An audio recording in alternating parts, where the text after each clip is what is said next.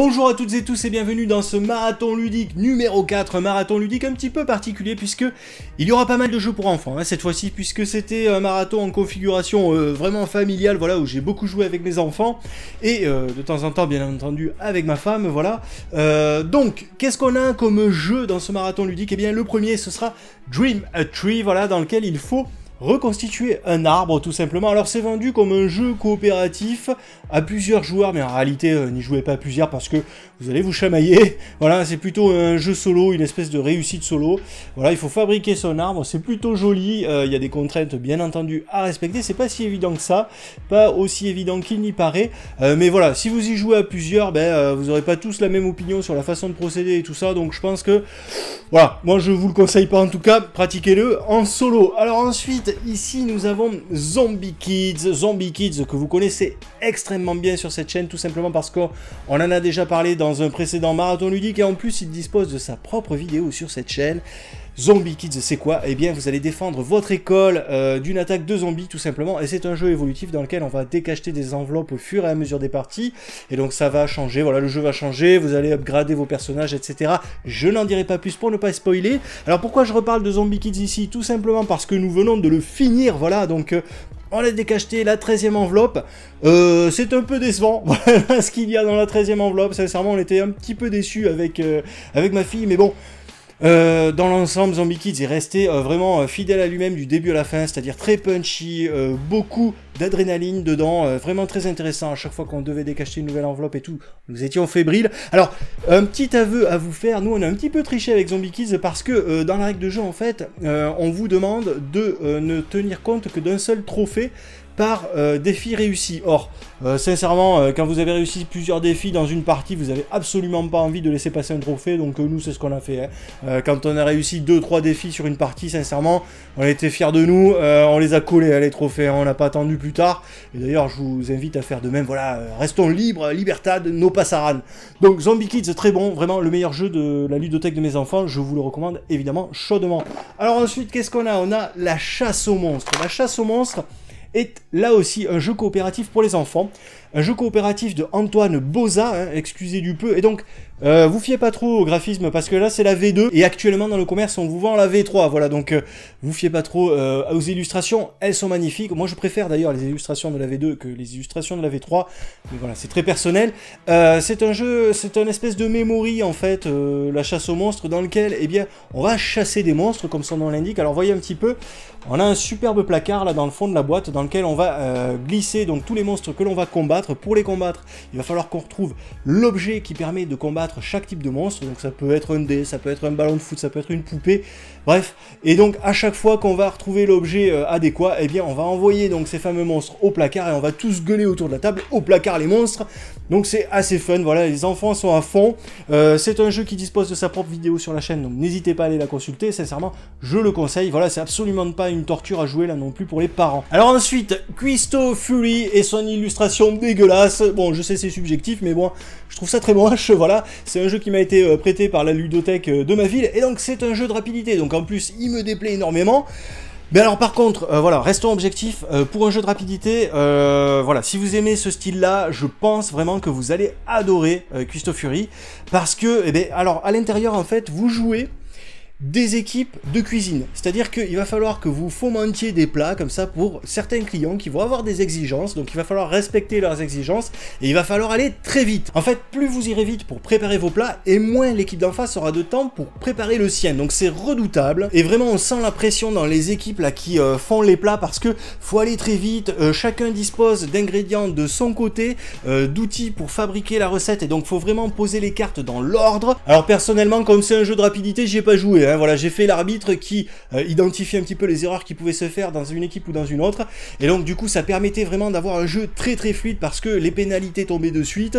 D'ailleurs je vous conseille fortement en fait d'avoir vraiment un juge qui permet de tenir ce rôle là en fait pour fluidifier le jeu, et d'ailleurs dans la règle de jeu je crois qu'il y a un arbitre, voilà, dans chaque équipe qui vérifie ce que fait l'équipe d'en face. Mais donc voilà, moi ça m'intéressait pas du tout de jouer à ce jeu, mais j'ai officié en tant que juge sans aucun problème, et c'est vrai que les équipes elles transpirent transpirer de deux côtés, vraiment ça va très vite, les mecs s'insultent presque en fait, parce que vraiment on a cette pression là, et en plus, je vous le dis, il y a des clients qui veulent absolument certains ingrédients, d'autres qui ne les veulent pas et tout, donc il faut vraiment faire un plat qui va aller à un client, donc c'est pas évident, et puis en plus c'est un jeu assez intéressant parce qu'à l'intérieur il y a beaucoup de variantes, donc ça permet vraiment de renouveler pas mal les plaisirs, donc je pense que voilà, vraiment si vous aimez les jeux de rapidité comme ça, en party game, nombreux, avec plusieurs équipes, ben foncez. Alors maintenant, un jeu à deux exceptionnel, vraiment j'ai adoré, je l'ai découvert à l'occasion de ce week-end, c'est Naga Raja.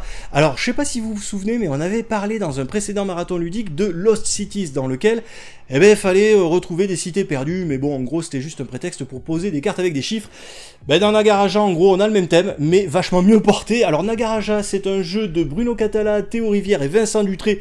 Excusez du peu quand même, la team de rêve. Et ce jeu regroupe vraiment énormément de mécaniques que vous avez vues dans plein d'autres titres, mais qui sont ici, voilà, compulsés en une seule et même boîte. Alors il y a du draft, il y a des enchères, il y a tout un tas de choses à l'intérieur. En gros, chaque joueur va avoir devant lui un plateau qui représente en fait le temple dans lequel il s'est engouffré pour aller chercher des trésors. Et donc, pour avancer dans ce temple, il va falloir qu'il récupère des tuiles qui lui permettent de faire son chemin. Le problème, c'est que bien entendu, pour ces tuiles, eh bien, on va se battre aux enchères. Donc, pour ce faire, en fait, on va devoir sacrifier des cartes devant nous, qui vont nous apporter plus ou moins de petits bâtonnets, voyez, à lancer. Donc c'est très original, voilà, on lance pas des dés, on lance des petits bâtons, qui eux-mêmes donc vont nous rapporter plus ou moins de points de destinée, mais qui sont des points d'achat en fait. Sur ces petits bâtonnets, vous aurez également des symboles que l'on appelle des nagas, qui ressemblent à des serpents et qui vont vous permettre d'utiliser les pouvoirs des cartes qui elles sont restées dans votre main. Donc c'est très malin, voilà, il y a des combos à faire et tout, il y a vraiment beaucoup de pouvoirs et qui vont pas influer que sur la phase d'enchère. Il y a des pouvoirs qui vont influer sur d'autres phases de jeu, donc c'est très intéressant. Donc la personne qui va récupérer en fait la tuile de temple, eh bien elle va pouvoir la caler dans son temple. Il va falloir faire en sorte, bien entendu, d'optimiser cet emplacement, d'accéder au trésor le plus facilement possible. Il y a un petit côté labyrinthe en fait dans cette phase-là. Et puis les fameux trésors qu'elle va trouver, eh bien il y en a certains qui vont lui faire gagner des points, il y en a d'autres qui vont tout simplement lui faire perdre la partie, parce qu'il y a des trésors maudits. Donc ben, le but de ces pouvoirs dont je parlais tout à l'heure, c'est aussi de pouvoir vérifier en fait sous les trésors, eh bien de quoi il s'agit, pour pas se diriger au mauvais endroit. On va pouvoir aller aussi vérifier dans le temple adverse pour l'aiguiller, lui, sur le mauvais trésor. Donc voilà, c'est très intéressant. Il y a une phase de draft puisque si on remporte pas la tuile, en fait, on va pouvoir se saisir de 3 cartes, en distribuer une à l'adversaire et en conserver 2 pour nous. Et voilà, donc c'est un jeu à 2 ultra complet et qui me donne d'ailleurs des remords, tout simplement, je vais vous l'annoncer ici, parce qu'il y a une vidéo à venir qui va parler, qui sera un top jeu à 2, top 25 jeux à 2 me semble-t-il, et malheureusement, Naga Raja n'est pas dedans, voilà, mais tout comme Lost Cities, tout comme 1775, la Révolution américaine, malheureusement, ben ça c'est les aléas de YouTube, c'est-à-dire que vous faites des tournages, etc., vous mettez les jeux que vous préférez dans un top, et puis au final, vous en découvrez d'autres entre-temps. Bon ben c'est comme ça, c'est pas grave, ça me fera l'occasion de faire une vidéo de mise à jour un petit peu plus tard, et d'intégrer Naga Raja dans ce top, parce que franchement, il le mérite. Alors ensuite, qu'est-ce qu'on a ? On a Gagne ton papa. Qu'est-ce que c'est que ce truc? Gagne ton papa, regardez un petit peu ces illustrations dégueulasses, on dirait une espèce de Razmoket low cost, là, vous voyez. Et je comprends absolument pas le concept marketing de ce jeu, sincèrement, gagne ton papa, et pourquoi pas ta maman, tes parents, j'en sais rien. C'est vraiment dégueulasse, franchement, cette illustration, je déteste, voilà. Pourquoi est-ce qu'ils ont appelé ça comme ça? Coup de cœur des ludothécaires, jeux français éducatif de quoi? C'est un jeu qui est un jeu, vous voyez, un casse-tête, une espèce de casse-tête, une espèce de Tetris qu'il va falloir résoudre donc en duel, en face à face, et donc on va avoir une forme ici à reproduire, il va falloir remplir son côté du plateau plus vite que celui d'en face en fait, tout simplement. Donc du coup, vu le titre, on est censé jouer contre ses enfants, mais sincèrement, vos enfants ne gagneront jamais à ce jeu, c'est impossible, à part s'ils ont 16 ans ou 12 ans, voilà. Mais non, là, c'est marqué à partir de 3 ans, non mais vous rigolez ou quoi? À partir de 3 ans, non, il peut pas gagner contre son père ou sa mère, c'est pas possible. Et de toute façon, à partir de 3 ans, le jeu n'a absolument aucun intérêt, donc c'est de la publicité mensongère, voilà, je vous le dis. Et puis même au-delà, voilà, ça va être une succession de frustrations pour l'enfant, parce que, non, je vous le dis, il peut pas gagner contre un adulte à ce jeu-là, c'est pas possible, même si, normalement, en fait, les cartes sont équilibrées, c'est-à-dire que on n'a pas la même forme à reproduire chacun de notre côté, voilà, et normalement, la forme de l'adulte est censée être plus complexe, mais non, franchement, je vois pas ce côté-là du jeu, non, je comprends pas, voilà, coup de cœur des ludothécaires, jeu français éducatif en bois, je comprends comprends pas le truc de ce jeu. C'est dommage parce que les petites pièces en bois sont plutôt jolies. Moi, ça me rappelle en plus un jeu que je pratiquais chez mon arrière-grand-mère, voilà, quand j'étais plus jeune, et qui n'était pas un jeu compétitif, qui était un jeu solo, un cassette solo. Voilà, non, je comprends pas l'intérêt, je comprends pas le positionnement marketing de ce jeu, non. Alors ensuite, par contre, là, nous avons un jeu intéressant qui s'appelle Maître Renard. Maître Renard, on en a déjà parlé sur la chaîne, je remets le petit lien là-haut. C'est un jeu original, c'est un jeu qui est beau là pour le coup. Alors, Maître Renard, en fait, je sais pas si vous voyez bien là, mais en fait, il y a des petits masques à l'intérieur qui représentent des visages de renards. Et donc, vous allez porter ça. Alors déjà, vous rigolez autour de la table, hein, parce que les tronches des renards sont magnifiques, voilà, quand vous avez ça sur le visage. Et là, vous le voyez pas par contre sur la boîte, mais en fait, la petite originalité, c'est qu'il n'y a pas de trou pour les yeux dans ces masques. Et là, vous comprenez le concept de jeu, c'est-à-dire qu'on va jouer des renards chapardeurs qui viennent piquer des trucs dans une ferme la nuit, et donc ils n'y voient rien.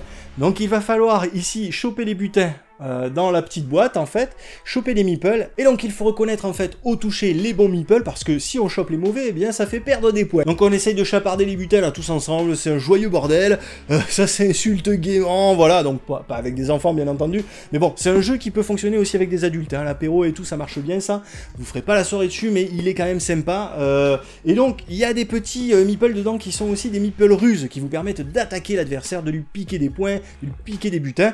Donc c'est un jeu intéressant, celui-ci, je vous conseille de le tester au moins une fois. Alors ensuite, qu'est-ce qu'on a? On a ici, c'est qui le plus fort? C'est qui le plus fort? Alors, qui ici a un très grand succès, voilà, auprès de mes enfants. Et j'ai du mal à comprendre pourquoi en fait, parce que c'est le genre de jeu en fait que vous avez mais 50 fois dans votre ludothèque si vous avez une ludothèque enfant. En gros c'est juste un memory coopératif comme il en existe mais tout plein déjà. Alors après c'est vrai que les illustrations causent bien aux enfants parce que ça fait un peu livre d'histoire pour enfants, vous voyez. Je pense que le thème joue pas mal aussi parce que c'est basé sur la comptine, vous savez, promenons-nous dans les bois pendant que le loup n'y est pas, donc du coup... ils connaissent bien l'univers et puis ils voient arriver la menace, c'est très concret pour eux parce que il enfile sa culotte, ses chaussettes, etc. tout ça. Donc du coup c'est ouais, ça les aide vraiment à matérialiser la menace dans leur esprit. C'est plutôt bien fait. Et en plus de ça, je pense qu'il y a une troisième chose, c'est que il y a certaines paires en fait dans le memory qui permettent de déclencher des pouvoirs et des pouvoirs assez rigolos. C'est-à-dire que ça va vous obliger par exemple à chanter la fameuse comptine, ça va vous permettre de faire des chatouilles aux joueurs à votre droite. Enfin bref. Je comprends que ça plaise aux enfants finalement, voilà, même si ça ressemble énormément en termes de mécanique à beaucoup d'autres jeux que vous pouvez connaître. Voilà. Alors enfin, dernier jeu de la pile, il s'agit de... Non, on parlera pas de Wizwar. Aujourd'hui, c'était juste, voilà, pour qu'on puisse voir un petit peu tous les jeux qu'il y avait. On va parler de Space Crusade. Space Crusade que vous commencez à bien connaître sur cette chaîne, puisque je l'ai découvert il y a pas longtemps. Je connaissais le jeu, bien évidemment, mais je n'y avais jamais joué, je n'avais jamais ouvert la boîte, je n'avais jamais tenu les éléments entre mes mains. Voilà, j'avais un bref souvenir, en fait, de ce que contenait cette boîte, mais vraiment très diffus.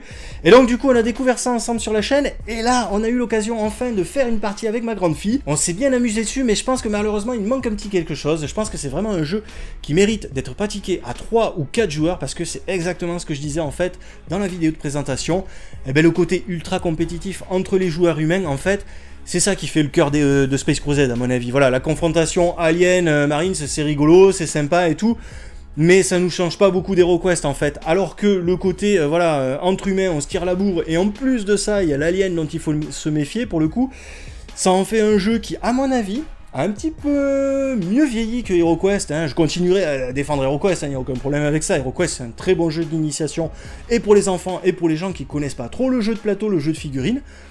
Mais pour le coup, bon, les règles sont très simples aujourd'hui et tout ça, mais pour le coup, Space Crusade, je trouve, a mieux vieilli.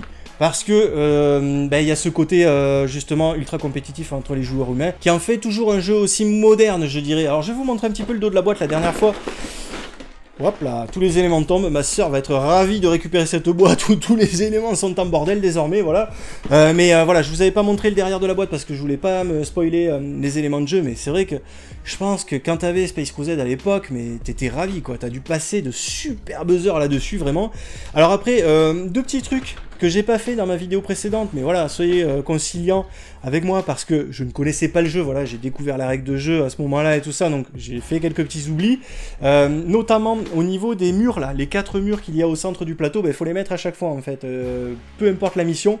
ben, c'est toujours les mêmes 4 murs au milieu, donc ça habille un petit peu plus le plateau, contrairement à ce que je disais, voilà, je disais ça manque un peu d'éléments et tout, et c'est vrai, hein, il n'y a pas de meubles ni rien, mais il y a quand même ces éléments-là qui habillent un petit peu le plateau de jeu, comparé à un HeroQuest, c'est vrai que voilà, on n'a pas les trésors et tout ça, mais voilà, c'est pas le but du jeu, là, on est dans un gros laser game en fait, hein, dedans, c'est pas le but du jeu, c'est pas d'aller chercher des talismans et tout ça. Et puis la deuxième chose, c'était par rapport au Dreadnought, qui m'avait beaucoup déçu, vous vous rappelez, voilà, parce que je le trouve très petit et tout, et il me semblait, dans mon esprit, que c'était vachement plus imposant. Et en vrai, regardez, en fait, il faut lui rajouter des armes lourdes à ce Dreadnought. Donc ce qui fait que il gagne quand même en épaisseur, il gagne en largeur d'épaule, si vous voulez, ce Dreadnought, en réalité, quand on lui ajoute ses armes lourdes, alors bien sûr, il est toujours si petit, mais voilà, non, c'est vrai qu'il en impose un petit peu plus quand il est équipé en termes d'armes lourdes, voilà. Donc voilà, Space Crusade, une excellente partie, une belle expérience, mais je pense que ça mériterait quand même de faire une petite partie à 3 ou 4, parce que là, à mon avis, on passe à côté de l'essentiel, en fait, de Space Crusade. Voilà, j'espère que cette vidéo marathon numéro 4 vous a plu. En attendant de nous retrouver pour une prochaine, je vous dis à bientôt, et n'oubliez pas entre-temps de mettre les pions sur la table.